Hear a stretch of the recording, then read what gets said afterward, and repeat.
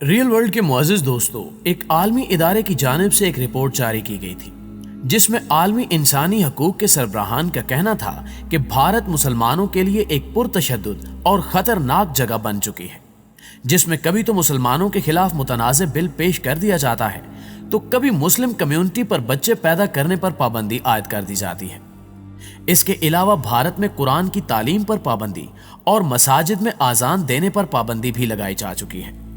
لیکن اب صورتحال اس سے بھی خطرناک ہے، کیونکہ اب بات مسلم مخالف پابندیوں سے نکل کر مسلم عورتوں کی سر عام نیلامی تک آ پہنچی ہے۔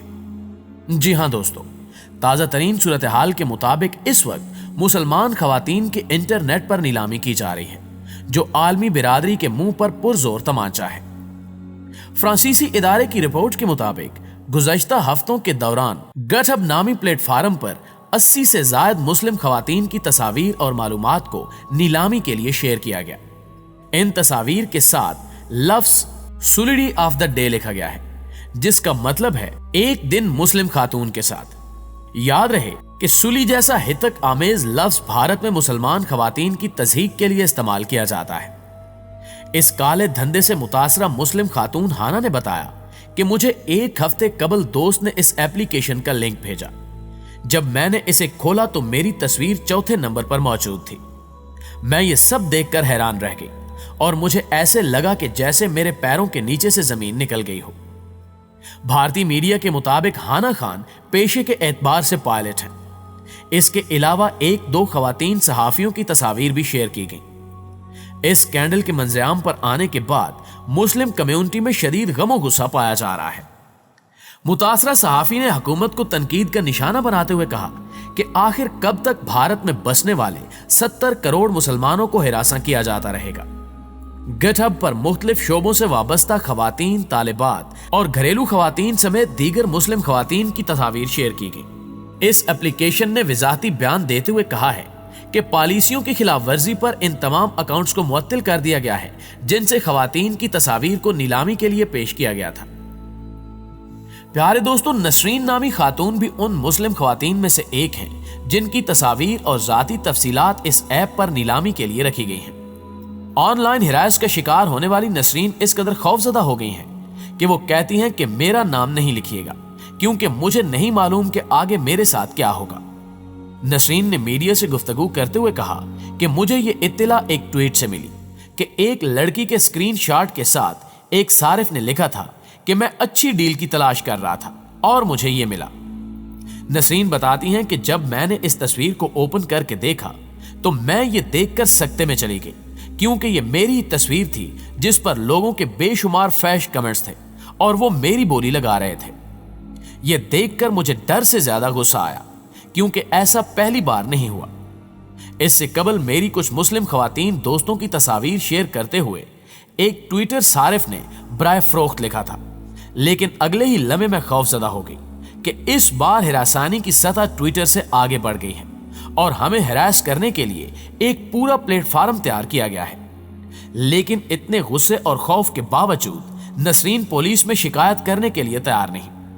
وہ کہتی ہیں کہ بہت سی خواتین اس کا نشانہ بنی ہیں اور ہم اس کے بارے میں سوچ رہے ہیں کہ اس کے لیے کیا قانونی آپشنز ہو سکتے ہیں، لیکن سچ پوچھیں تو مجھے پولیس سے کوئی امید نہیں ہے۔ انہوں نے مزید بتایا کہ اس سے قبل جب میرے دوستوں کے ساتھ عید کے وقت ہی ایسا کچھ ہوا تھا تو انہوں نے تھانے میں شکایت درج کرائی تھی، لیکن کچھ نہیں ہوا کیونکہ بھارت میں مسلم خواتین کو کچھ بھی کہہ کر بس نکلنا آسان ہے۔ ناظرین گرامی، عالمی رپورٹس کے مطابق صرف مسلمان عورتیں ہی نہیں بلکہ خود ہندو عورتوں کی عزتیں بھی محفوظ نہیں ہیں۔ بھارت میں عورتوں کی جان، عزت اور ناموس بری طرح سے غیر محفوظ ہے اور عورت جبر و ظلم کا شکار ہے۔ لہٰذا اس حوالے سے عالمی جائزوں کے مطابق بھارت دنیا کا خطرناک ترین ملک بن چکا ہے، جہاں بین الاقوامی رائے عامہ کو اپنی نام نہاد جمہوریت کے حوالے سے گمراہ کیا جا رہا ہے۔ وہیں حالیہ 3 عالمی رپورٹ سامنے آنے پر اسے بے حد ندامت کا سامنا ہے۔ 25 جون 2018 کو دنیا بھر میں خواتین کے حقوق سے متعلق ایک عالمی ادارے تھامسن رائٹرز فاؤنڈیشن کی سروے رپورٹ سامنے آئی، جس کے مطابق بھارت دنیا میں خواتین کے لیے خطرناک ترین ملک قرار پایا۔ اس رپورٹ کے مطابق بھارت کا سرپرست امریکہ بہادر जिनसी तशद्दुद के मामले में तीसरे नंबर पर करार दिया गया और उसी रिपोर्ट में कहा गया कि यहाँ अव्वलन खवातीन के खिलाफ जिनसी तशद्दुद और हव्वाजादियों को हिरासा किए जाने के वाकयात बहुत तेजी से रूनुमा हो रहे हैं, जबकि सकाफत और कबायली रसूम रवाज की वजह से भी खवातीन को दरपेश खतरात में हद दर्जा इजाफा हो चुका है। यहाँ खवातीन की ज़चगी के दौरान मौत, पैदाइश और एड्स पर अदम कंट्रोल के हवाले से मुजरिमाना किरदार अपनाया जा रहा है।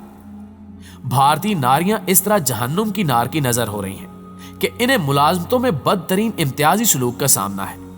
हालांकि 2012 के अवाखिर में भारतीय दारुल हुकूमत नई दिल्ली में एक चलती हुई बस में मेडिकल की एक तालबा के साथ इज्तिमाई बद इखलाकी के बाद रेप से मुतल्लिक कवानीन सख्त कर दिए गए थे, लेकिन इसके बावजूद भारतीय खवातीन के साथ रेप, मैरिनल रेप, जिनसी तशद्दुद और जिनसी हिरासानी रोज की बात है। इस नाम निहाद जमहूरियत में बच्चियों को रहमे मादर में ही कत्ल किया जा रहा है, जिसकी कभी कोई रोकथाम नहीं की गई। बरतानिया में काम करने वाले इदारे थॉमसन राइटर्स फाउंडेशन के ताजा सर्वे के मुताबिक खवातीन के लिए काम करने वाले 700 से जायद माहिरीन से रजू किया गया, जिनमें से 600 अफराद ने भारतीय खवातीन की ज़बूहाली के बारे में जवाबात से हर दर्दमंद इंसान के दिल पर लर्ज़ा तारी कर दिया था। इसके अलावा तोहम प्रस्ती की बुनियाद पर इस्तवार हिंदू मजहब में एक मशहूर हिंदी कहावत है कि लड़की की पैदाइश घर में दौलत लाने का सबब बनती है, जबकि भारत में सिन्फ नाजुक के साथ जो सलूक रवा रखा जाता है वो इसकी सरीहन नफी कर रहा है। भारत में औरतों के खिलाफ होने वाले जराइम के कवायफ इकट्ठा करने और उन्हें वेबसाइट पर शाया करने वाले शमेर दिल का कहना है कि भारतीय औरत का इस जबरो जुल्म के दौर में जिंदा रह जाना एक मुअज्जे से कम नहीं, क्योंकि यहाँ तो लड़की की जिंदगी को माँ के पेट में ही खतरात लाहक होते हैं। लड़कों की ख्वाहिश रखने वालों को जिस वक्त पता चलता है कि लड़की जन्म लेने वाली है, उस वक्त से अस्कात के जरिए ही उसे कत्ल कर दिया जाता है। शमेर दिल का कहना है कि लड़कियों को बहुत छोटी उम्र से ही इम्तियाजी सलूक, जिनसी ज्यादती और कम उम्री में जबरी शादी जैसे हौलनाक मसाइल का सामना रहता है। यहाँ तक कि शादी के बाद औरतों को जहेज की खातिर कत्ल कर दिया जाता है, और अगर वो इन तमाम ज्यादतियों के बावजूद बच जाएं और इन्हें बेविगी की जिंदगी गुजारना पड़े तो उन्हें ना सिर्फ इम्तियाजी सलूक का निशाना बनाया जाता है, बल्कि इन्हें तमाम तर हकूक, बिलखसूस विरासत और जायदाद से महरूम रखा जाता है।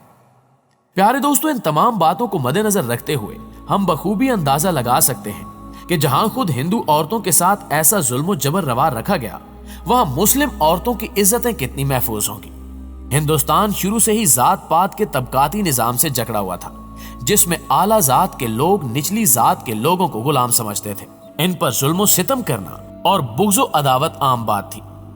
आला जात वाले अपने से कम तर लोगों से और निचली जात के लोग आला जात के जुल्म सितम की वजह से इन्हें पसंद नहीं करते थे।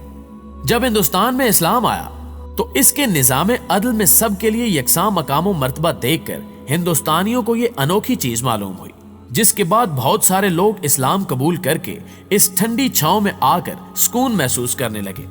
एक बड़ी तादाद की तब्दीली मजहब से महाभारती आग बगोला हो गए और निचली जात से नफरत के साथ साथ मुसलमानों से भी इसी नौयत की अदावत रखने लगे। यहीं से हिंदुस्तान में इस्लामोफोबिया की शुरुआत होती है, यानी जब से मुसलमानों ने हिंदुस्तान में कदम रखा उसी वक्त से इनके साथ नफरत और अदावत की फिजा बन गई थी। तब से लेकर आज तक मुसलमानों पर यही जुल्म सितम का सिलसिला जारी है और छोटे छोटे इल्जामात को बुनियाद बनाकर मुसलमानों का कत्लेआम किया जा रहा है। हालिया वाकया भी इसी सिलसिले की एक कड़ी है और इस भयानक सूरत हाल से मालूम होता है कि यह सिलसिला मजीद बढ़ता जाएगा, जिसे अल्लाह के सिवा कोई रोकने वाला नहीं। आखिर में दुआ है कि अल्लाह ताला तमाम मुसलमानों को अपनी हिफ्ज़-ओ-अमान में रखे। आमीन सुम्मा आमीन।